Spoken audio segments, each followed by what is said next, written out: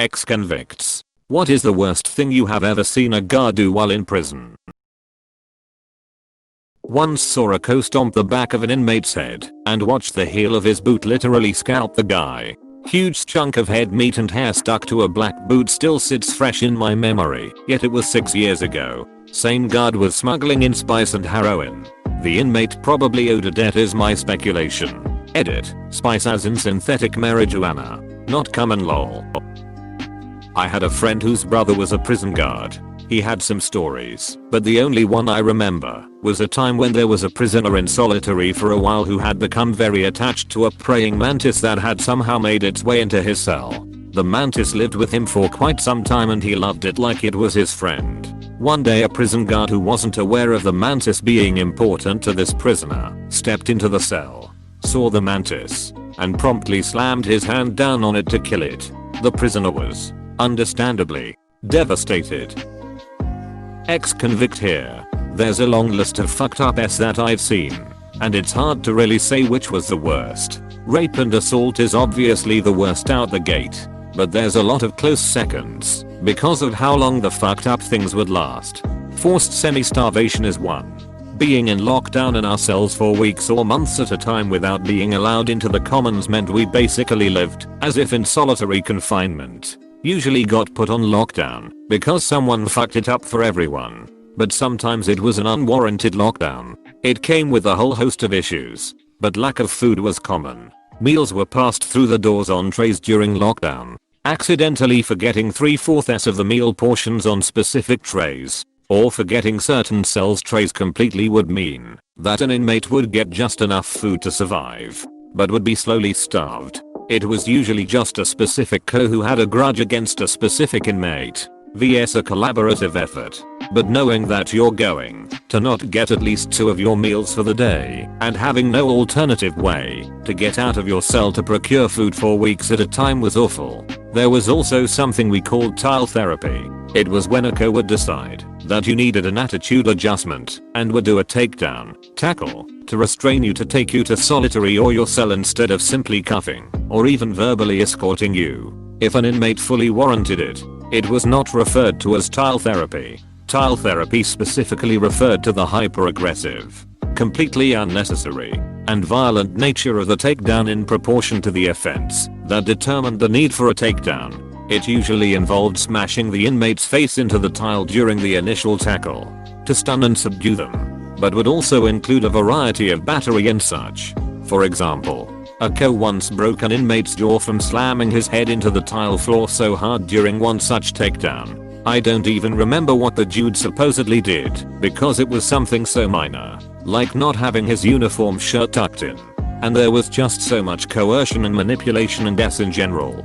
Co's had the power to make your life a living hell if they so desired, and they had a plethora of creative ways to punish you on the books and off. I served 8 years, so I have a lot of stories. I'm a co, and one of the worst things I ever saw was an officer kidney punch a handcuffed inmate. Naturally, I reported it. That officer is now a deputy warden. Specifically, my deputy warden. True story. I worked at a maximum facility and I was super respectful. No need not to be ever. And the men there were always super respectful back. It's frustrating that other officers didn't realize this and administration didn't realize that the same officers who kept having issues were having issues because they were starting it. I really enjoyed my job. I was super strict because I have a fear of getting in trouble. I communicated well and seriously never had issues. My favorite memory was I was working straight 16 to 17 hour shifts for 27 days in a row before I was scheduled for a major surgery. The inmates knew because it was a small prison and no one keeps their mouth shut lol. But I was sitting in the guard box on the yard and I looked at my watch and it was 1700 and blinked and it was 1800 and an inmate is tapping on the window, letting me know second shift was on so I wouldn't get in trouble. I obviously didn't mean to fall asleep. I was just exhausted. It was just a super nice thing to do. A friend who did time in a federal prison told me that the intimidation by the guards is far worse than that by other inmates. I spent a weekend in a city jail/processing facility, not a full-blown jail/prison, due to a DUI. Yes, I was a fine idiot. I got 3 interesting stories out of it. 1. There was a guy in solitary across the room banging on the door. Obviously it's steel, but it still seemed like he might somehow break it. He was screaming, "They sold my big crack," over and over. I saw 4 guards line up with riot gear and batons and go in. I just heard blows landing, and I saw clothes flying out of the cell. They marched that man out of the cell, and he looked like that scene in Con Air where they bag and tag them. I was a little more nervous after that. 2. When in the drunk tank with 15 or 20 other dudes. One dude was sitting on the back of the toilet, i.e. where the tank in theory would be, with his feet on the seat. Another guy came up and said he needed to use it. He said go ahead, and just spread his legs. We were all a little taken back. 3. I spent the entire night talking and getting to know 2 different guys. They both seemed very nice, like they were picked up for something stupid. We get in front of the judge, and it turns out he had beaten someone within an inch of their life earlier that night. Just goes to show you never can tell. On another note, I expected it would be incredibly locked down. However, all the cell doors were open, and while you're expected to stay in your cell, in theory you could have wandered all around that area. Kind of surprised me. 2. Is a power move. My post is kind of late, but I got out of prison in upstate New York in October. I saw crazy shit. Prison is a wild place. One time there was a fight in my pod. After fights they have everybody stripped down to their drawers in their cubes so the co's can walk around and do body checks to see who was in the fight. Well, the people in the fight wore gloves so their hands were fine. One guy's hands were shaking. They asked him why. He said he was cold. They said bullshit and took him to the day room. We hear him getting beat for a solid 5 minutes, then a van came and picked him up. The next day I heard from somebody in my vocational class they took the guy that co's beat to another pod in 5 minutes. After he got there claimed there was a fight and did the strip search again, then beat him in the same manner and brought him to the box this time. Another thing I saw happen was in the yard. Somebody was smoking K2 and passed out. Well, while he was on the ground the co's started kicking him and they had to take him to the hospital. Prison is a crazy place. Highly recommend not going. My friend was in prison recently and told me this story. They were caught with drugs in their cell. The correctional officer came in with 6 to 8 jugs of rotten milk, popped off the lids, and set them down in the cell. He told the inmates he'd remove the jugs the next day, as long as they were still full, i.e. can't flush them down the toilet. Apparently it was a long night of gagging and being miserable. They tried to take shifts covering the jugs with their hands, but of course it was mostly futile. That said, he said it was a better alternative than the hole or other more accepted punishments. Apparently some prisons are trying to phase solitary out, and revulsion-based punishments are one alternative some places are using. Definitely stopped any of them from hiding drugs in the cell in the future, mostly out of fear of the fellow inmates kicking ones if they knew you risk getting that punishment for the whole cell again. Watch while my friend Gus had a heart attack and refused to call 911 for hours after he was dead on the floor of the dorm. Only did so after a bunch of us got together and ordered her to. He was long dead by that time and could not be revived, and had been imprisoned since the year I was born, 1988, for a murder back when he was married. Killed the dude his wife was cheating on him with, who was also his boss at the time. One of my favorite things to do was toss cells looking for contraband. It was like a treasure hunt to me. I always was very respectful with inmates' stuff. It could be what most would perceive as nothing, but I respected the inmates' belongings as I would want someone to with mine. If they had a clean locker, I would move things and then arrange the on their bed or another already searched area neatly so when they returned to their cell, they could put things back neatly and efficiently. I had prisoners requesting that I do their checking when it came time. I did my job well and was known for finding a fair amount of contraband. Now I had a coworker who took what you might call the opposite approach. If he could break, ruin or destroy property, he did with glee. He'd open food packages, accidentally spill, throw out photos or anything of the sort. I watched him throw an inmate's legal folder in the toilet, and I'm a separate incident. Tear up photos of an inmate's kids. He was an asshole. I reported him naturally, but was basically told that I should appreciate his tenacity. I only lasted 6 months in that environment and was glad to switch roles to being the JED teacher, which was way better. I won't say where and when, but when I arrived, the staff opened 2 cell doors to an empty day room floor. My cellmate, not having much to do except be nosy, stared out the window. It happened quickly, but he immediately recognized what was going on, and Matador's here we go again. I went to look. From one door appeared a one-armed skinhead who walked towards the only other cell open. A kid, alone in his new cell, poked his head out to see why they cracked his door. He saw the skinhead and froze up. The skinhead pushed him inside and fucked him up. I later found out it was staged fighting by the guards. I watched a guard wink and turn his back before I was multiple raped whilst in juvenile detention. Bastard made jokes for a week about my sore ass 48 years ago. My dad worked at Pelican Bay, a maximum security prison in California.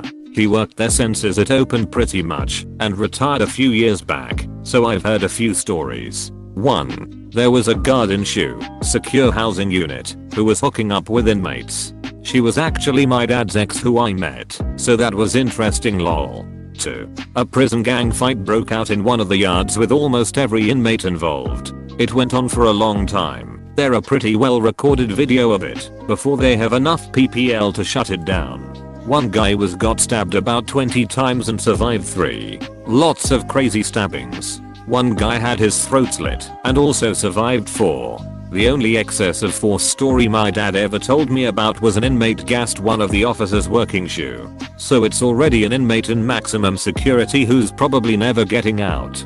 Throws P&S and anything else he can in a guard's face. The CERT team comes in to do a cell extraction. It's 6 guys in riot gear lined up behind a dude with a riot shield with the sole purpose of F-ing him up.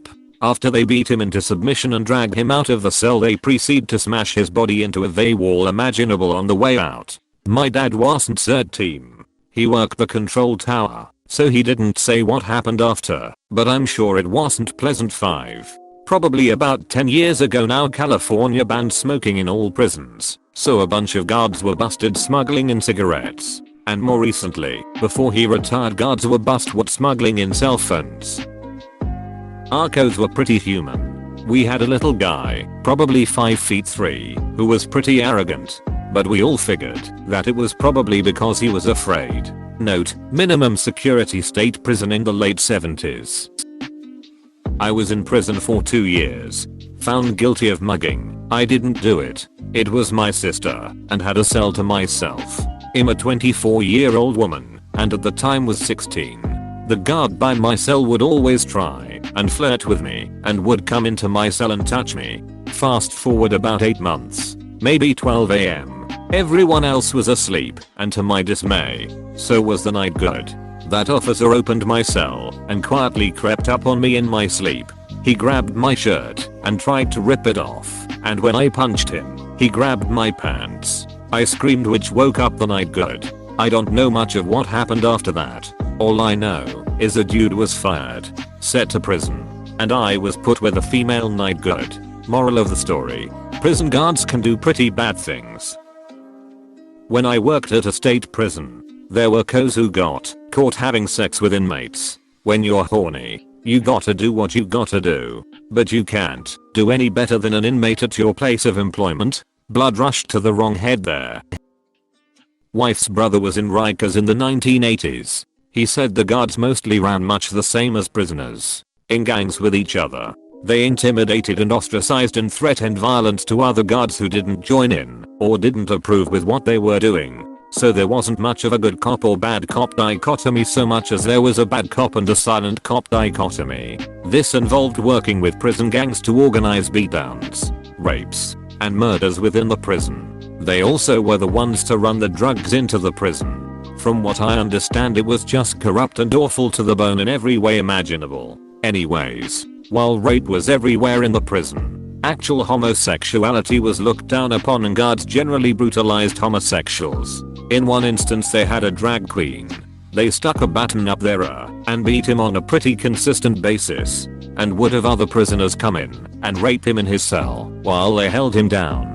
Guy ended up having HIV, and it spread to a bunch of guys who raped him. In response to this, the guards asked a gang to find the drag queen and murder him outside of the prison. They tried, except the drag queen ended up killing one of the people who tried to murder him, and he ended up back in prison for that, where he was tortured again and then finally killed. Now, he went back to prison in 2011 to 2014. He said it was radically different. Still awful, but much less chaotic and violent than it was in the 1980s.